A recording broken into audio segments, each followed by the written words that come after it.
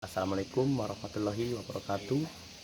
Saya Ikhwanul Muslimin, asal Fakultas Ilmu Keolahragaan Universitas Negeri Malang, jurusan Pendidikan Kepelatihan Olahraga. Di sini saya akan bahas tentang latihan daya tahan kardiovaskuler. Daya tahan kardiovaskuler adalah kemampuan seseorang dalam mempergunakan sistem jantung, paru-paru, dan peredaran darahnya secara efektif dan efisien untuk selalu bergerak dalam tempo sedang sampai cepat yang cukup lama.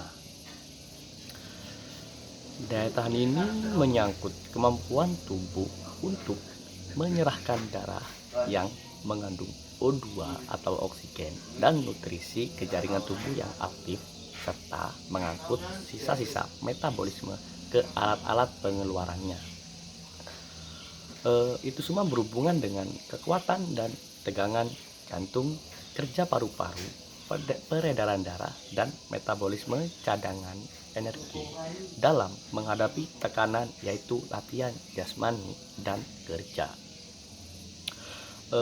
Kualitas daya tahan jantung dan paru-paru dinyatakan dalam VO2 max atau volume oksigen maksimal.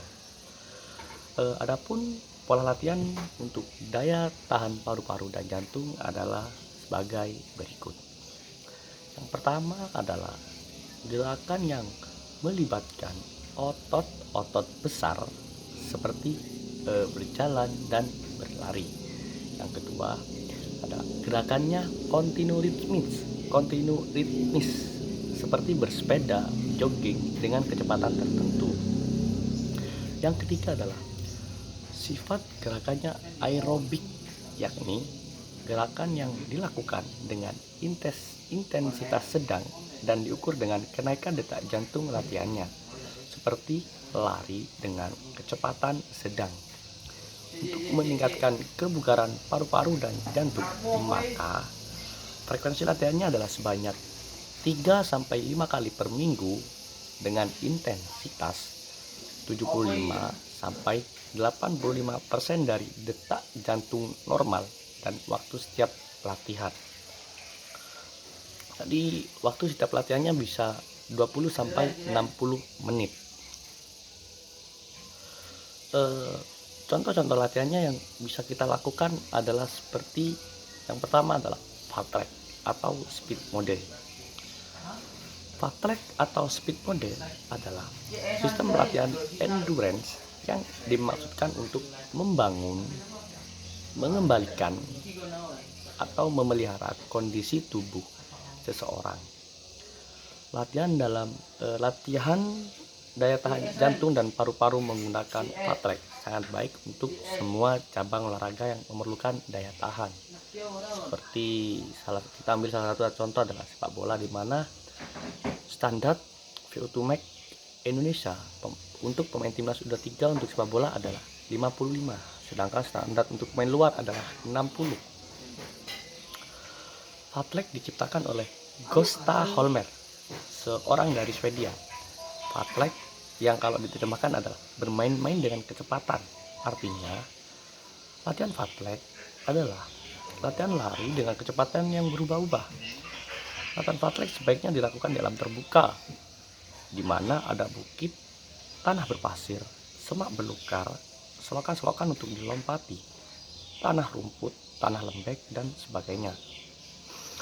Sehingga seorang yang melakukan lari fast track merasakan semua medan dan dapat menerapkan kecepatan lari pada lintasan yang berbeda-beda.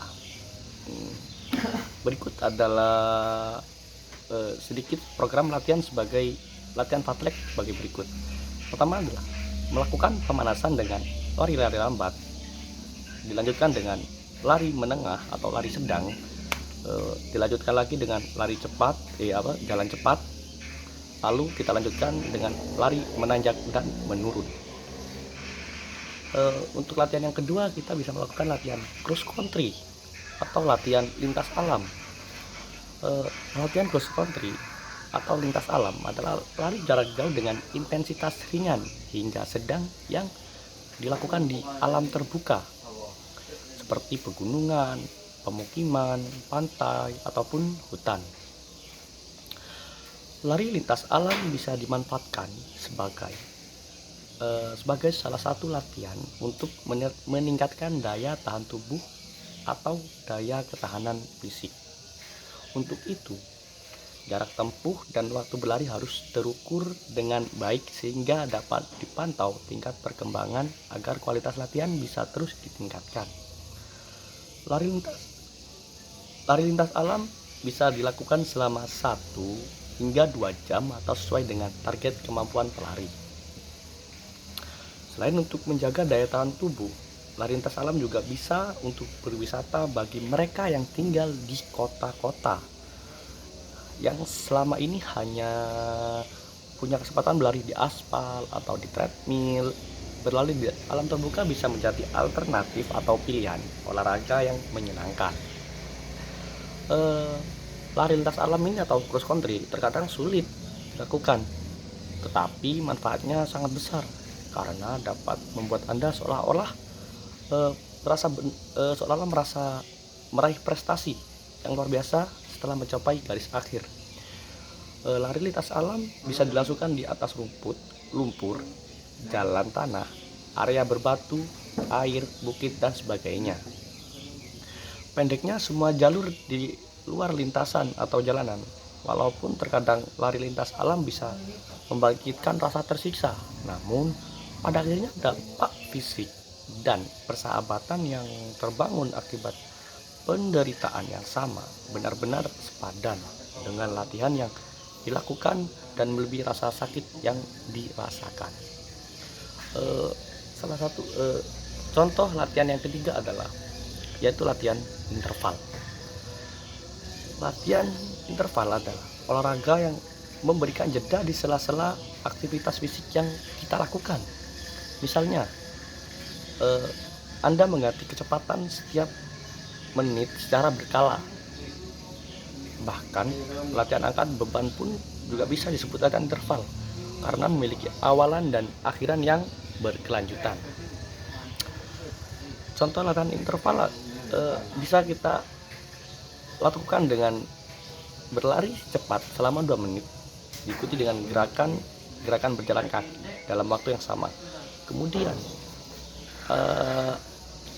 aktivitas tersebut diulang selama beberapa kali sampai 10 hingga 20 menit.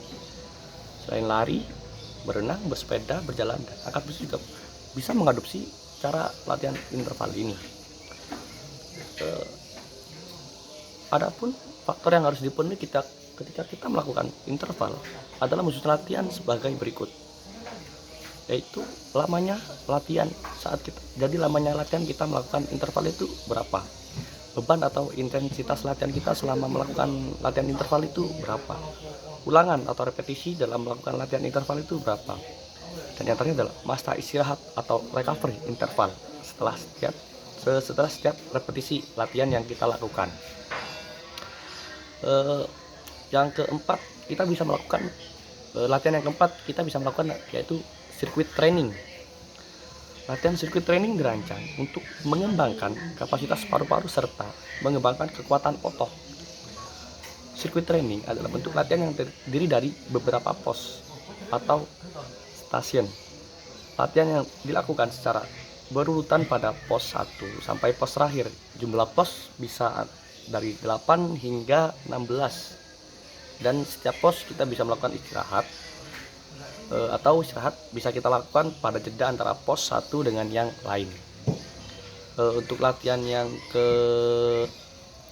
terakhir menurut saya adalah latihan lari jarak jauh atau long running.